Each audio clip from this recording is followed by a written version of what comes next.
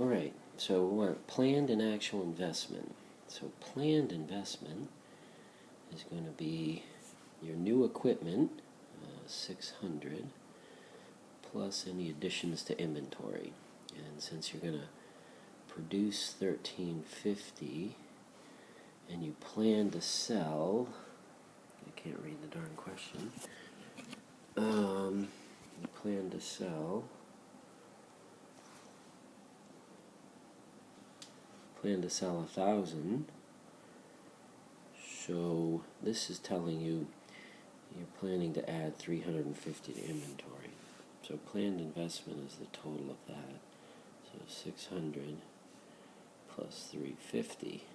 So 950 for planned investment. Now actual investment, will include the 600 of equipment. You're going to produce 1350, and you don't sell as much as you thought. You're only going to sell 900. So your inventories are actually going to be 450. Of that 450, you had planned for 350 of it, but you had an additional 100 in inventory that was added unexpectedly because you only sold 900 and you thought you were going to sell 1,000.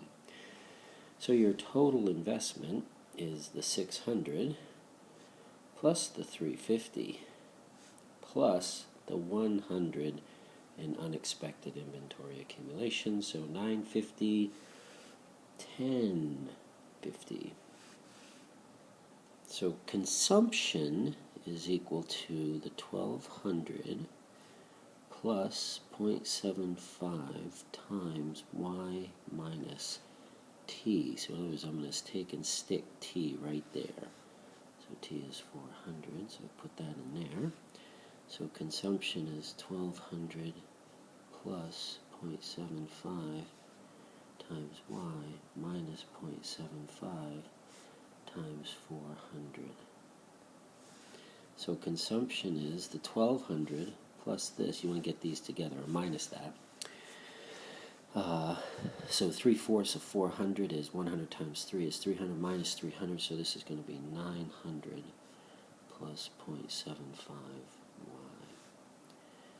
So now you want to graph that. So you're going to put income here, consumption here, the vertical intercept. When there's no income, there's 900 in consumption, and thereafter it slopes up. So there's your consumption function, and it has a slope equal to 0.75. Consumption is,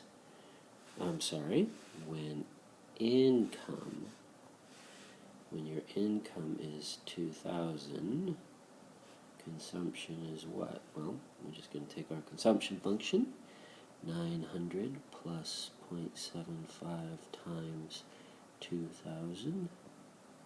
So consumption is 900 plus 3/4 of 2,000.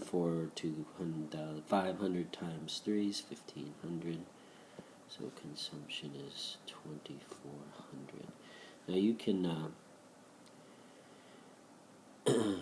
mind. So now it's asking you, at what level of income does consumption equal income? So I'm going to take this and stick it right there so that income is equal to consumption, which is equal to 900 plus 0.75y.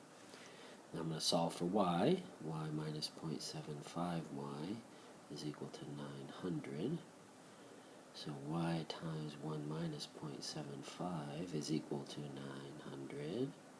So y is equal to 1 over 1 minus 0.75 times 900. And that's equal to 4 times 900, 3,600. Now you can check, because that should also be what consumption equals. So consumption, when income is 3,600, is 900 plus 0.75 times 3,600. 3/4 of 3,600. 4 goes into 36, 9. 9 times 3 is 27. 27 plus 9 is 36, and that's hundreds. So that checks out.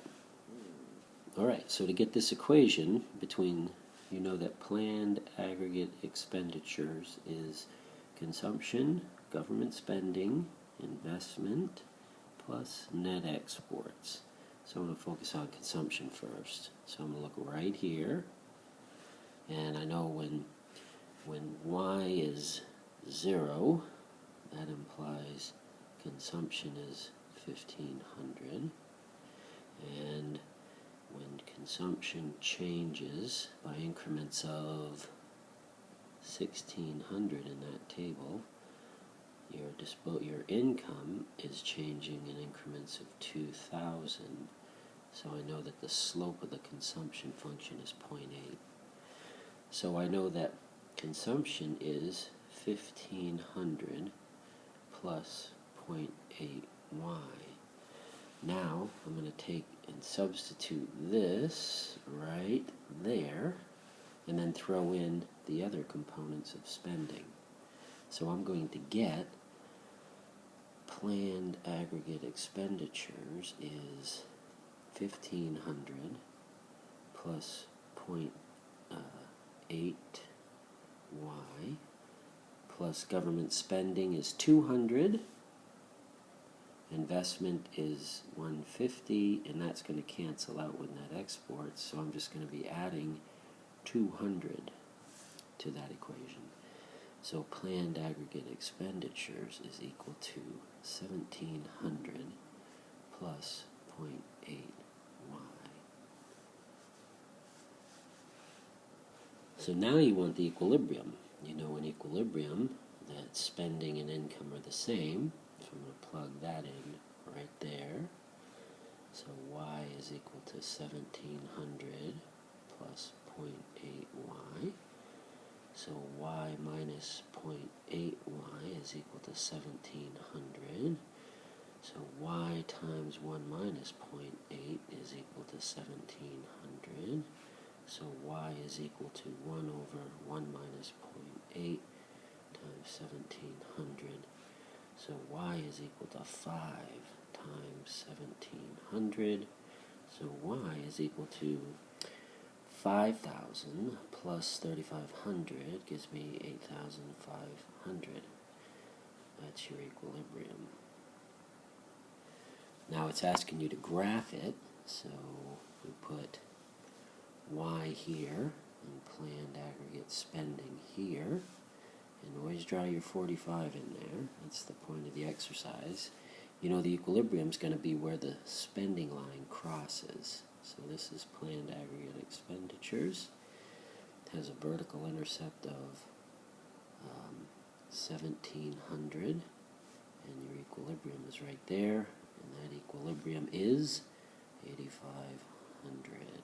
I want to know what happens to the equilibrium when government spending goes up by 100. The easiest way to do this is go back and create a new spending line that's going to be equal to the 1,700 autonomous spending that was already there, plus an additional 100 because government spending went up, plus the 0.8y. So your new spending line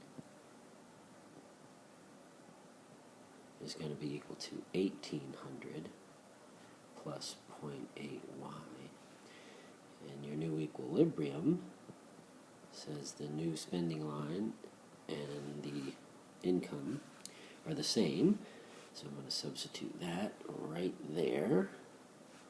So in equilibrium, y is equal to 1,800 plus 0.8y. So y minus 0.8y is equal to 1,800. So y times 1 minus 0.8 is equal to 1,800. So y is equal to 1 over 1 minus 0.8 times 1,800.